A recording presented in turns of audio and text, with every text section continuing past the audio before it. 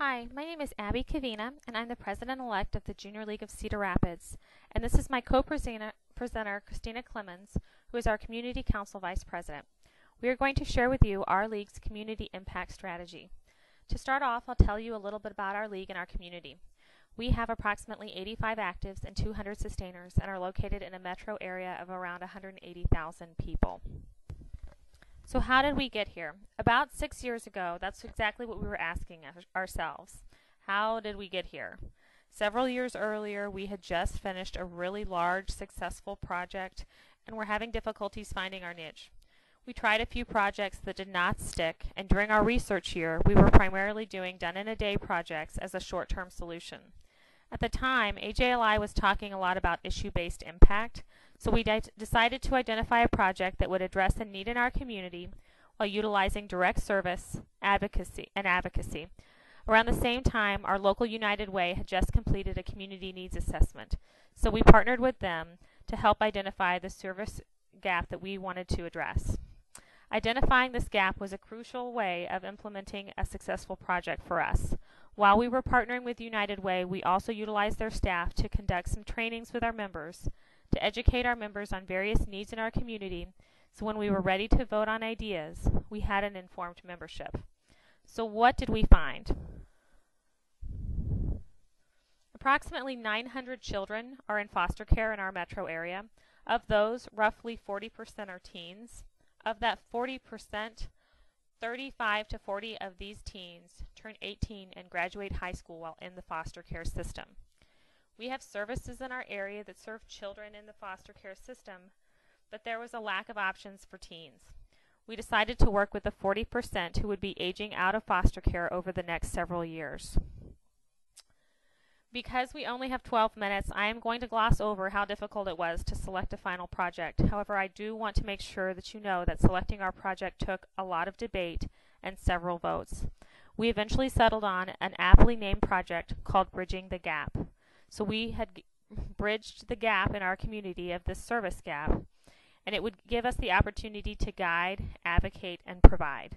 And what we wanted to get out of it was 3 program objectives.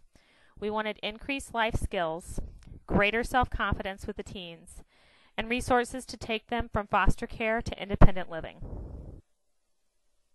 So year 1, we wanted to partner with A.M.P, which stands for Achieving Maximum Potential, and that's a youth-driven statewide group that empowers foster kids by supporting the development of life skills. So A.M.P offers leadership opportunities, service learning projects, speaking opportunities, and educational assistance.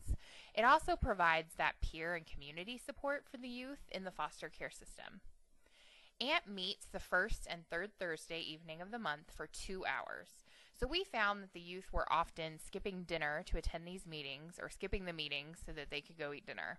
So we are able to provide a home-cooked, healthy meal for these youth on these nights so that they can both eat dinner and be able to attend these meetings to get that additional community support. So in year 5, we're still cooking meals every other week for these youth. We cook between 20 to 24 times a year and feed on average 700 youth per year. We've created a Lessons with League, which has provisional, active, and sustaining members teaching a life lesson each week, tying along with the A.M.P programming. We've had members talk about interview skills, insurance and credit scores, and appropriate use of social media. We've also had members simply attend meetings for those of us, like me, who can't cook or those who don't want to cook, so they can just participate in the meetings and talk with the youth. And we've considered this a huge success because when we began the project 5 years ago, these youth were really leery of these strange women showing up every other Thursday to cook and then wanting to talk and interact with them. And now, even though our membership changes, they've learned to trust us as a group. So they know that every other Thursday when they come in, Junior League members will be there in the kitchen providing a meal for their meeting. And we've proven that we care about them by showing up consistently when other adults in their lives haven't. So we're also slowly implementing a buddy program, which pairs a Junior League member with an A.M.P youth. Going forward, we're looking into a partnership with Big Brothers Big Sisters to further develop this program. We've also joined a task force with Big Brothers Big Sisters, DHS, United Way, and then Foundation 2, which is another agency in our community that serves foster youth. We've also talked a lot with the youth about what they miss about home, and the answer we kept hearing was books. So our guide committee this year is focusing on starting a book club with interested youth, where Junior League will buy a popular young adult book for the youth, and then we'll read it alongside them. So the idea is to continue fostering that love of reading and then give them the book when they're done so that they can re-establish their libraries. So this is another way for us to interact with the kids as a group if one-on-one is something that maybe our members don't feel comfortable with or don't have time necessarily to do. So Project Advocate Year 1. So our goal year 1 was to support efforts to ensure that youth aging out of the foster care system have the opportunities and services essential to live independently. So additionally, we saw value in supporting and promoting court-appointed volunteer advocacy for foster youth. So our goal was just to better educate our members on this issue to start with in year 1. So we implemented a speaker series, including presentations by U.S. Senator Chuck Grassley, State Representative Renee Schulte, foster parents, AMP participants, foster care alumni, judges, other youth-serving agencies in our community, and court-appointed special advocates. So in year 5, we realized we've spent and currently spend a lot of time educating our members on foster care, but we've also wanted to educate our community. So last year, we partnered with a local art studio to have these AMP youth create ladders depicting their experience in the foster care system. These ladders were then displayed at local businesses with a description of what they were. One of our 2 fundraisers, Fostering Strength, is also an advocacy event where we bring in a high-name speaker associated with foster care. In the past 3 years, we've had Vanessa Diffenbaugh, the author of The Language of Flowers, about a girl who grew up in the foster care system and used flowers as a way to help others.